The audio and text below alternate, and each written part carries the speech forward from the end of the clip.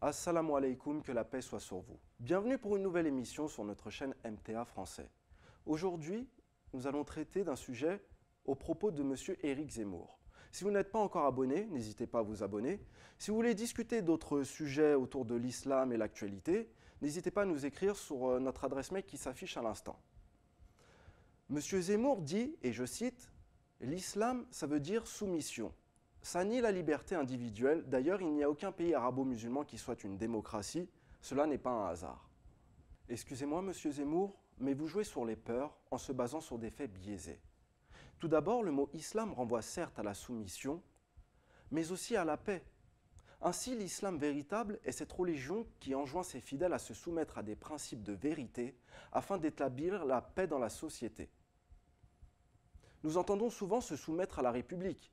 Il faut savoir, est-ce un reproche de se soumettre ou est-ce une qualité? Pourtant, se soumettre à la République, c'est aussi établir une paix dans la société. Ensuite, le fait de dire que l'islam est contre la démocratie puisque les pays musulmans n'ont pas de démocratie, revient au même de dire que le christianisme commet des horreurs puisque les États-Unis, un pays chrétien, avec le slogan « In God we trust » et le fait de jurer sur la Bible, ont largué de bombes nucléaires sur le Japon lors de la Seconde Guerre mondiale. De même, l'identité culturelle des USA et des autres nations occidentales est chrétienne. De même, l'identité culturelle de nombre de pays du Moyen-Orient est islamique.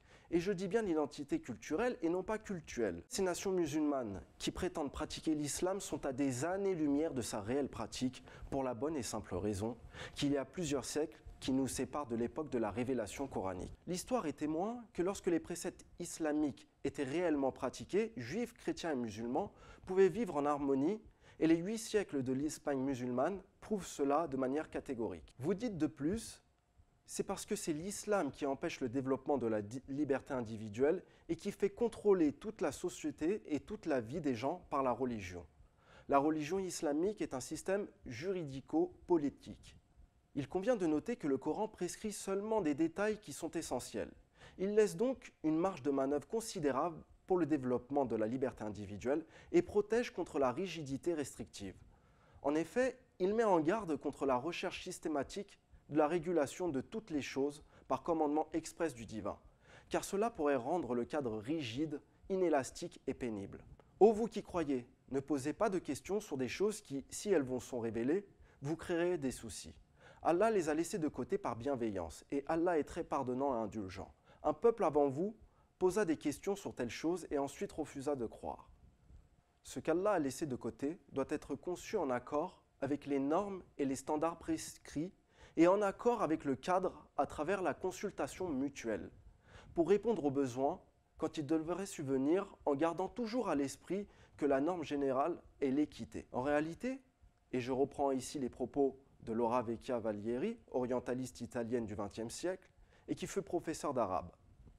Elle nous dit « Les législateurs, en adoptant des lois avec les diverses implications morales, ne pouvaient pas toujours se référer au Coran, car on n'y trouve que très peu de versets à caractère judiciaire, et même ceux-ci parlent en termes très généraux. Vous dites de plus que le Maghreb a été converti de force et qu'il était donné le choix aux Berbères de payer l'impôt ou de se convertir.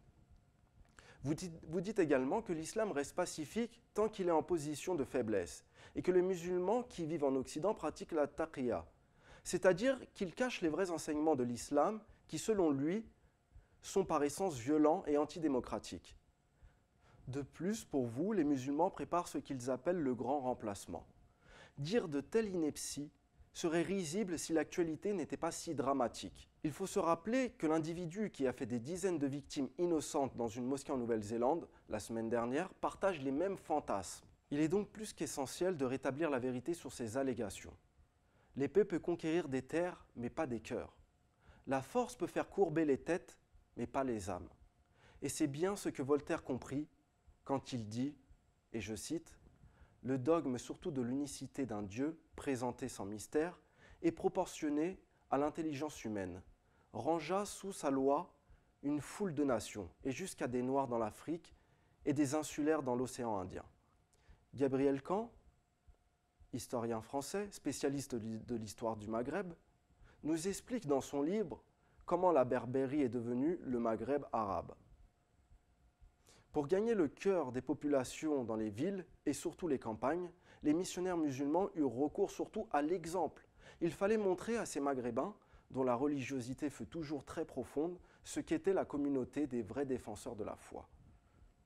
On est bien loin de « tu payes l'impôt ou tu te convertis ». En conclusion, l'islam n'est pas une religion qui doit être crainte, et ces sociétés insensibles à la souffrance des êtres humains, qui négligent le service de la cause de l'humanité, ne peuvent pas être qualifiées d'islamiques. Et cela, peu importe la force avec laquelle elles appliquent les autres aspects de leur enseignement islamique. Ainsi, on ne peut pas ériger en argument l'exemple des républiques fédérales islamiques et hautes théocraties pour dire « regardez, c'est ça que l'islam produit ». Par ailleurs, l'islam ne bride pas les libertés individuelles et ne cherche pas à conquérir des territoires, même si au nom de cette religion, certains essayent d'assouvir leur soif de pouvoir. Quoi qu'il en soit, cela est contre l'idéal islamique. Finalement, non, monsieur Zemmour, il n'y a pas de grand placement programmé et les musulmans n'ont pas vocation à lancer un djihad armé. Merci de nous avoir suivis tout au long de cette vidéo. N'hésitez pas à vous abonner et à la prochaine vidéo. Assalamu alaikum, que la paix soit sur vous.